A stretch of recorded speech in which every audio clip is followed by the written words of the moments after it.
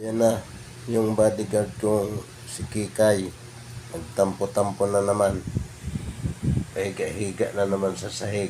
Ayun. Nahiya, ayaw pa video. Ayun.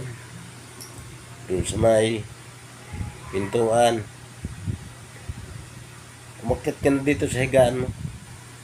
Huwag ka nang patampo-tampo dyan. Paluin pa kita. Gusto mo to? Umakit ka na rito. Patampo-tampo pa. Porket electric pan lang yung ginagamit ko. Di pa ako papaandar ng aircon. Halika na dito, Kikay. Dali na. Yan.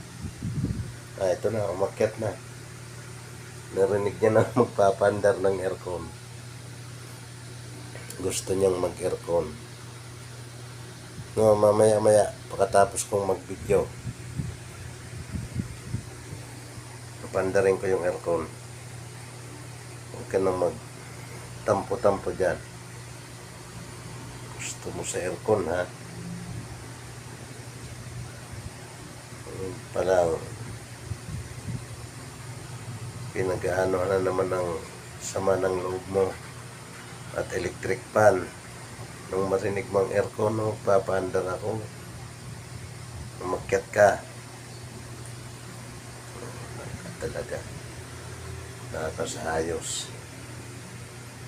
Sige, at isarado ko na itong bintana at magpapaandar tayo ng aircon.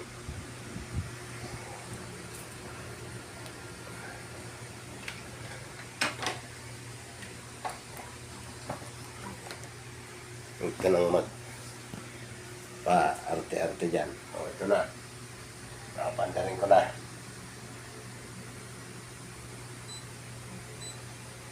Ayan. Ayan na mga kaibigan. Mandar ng aircon.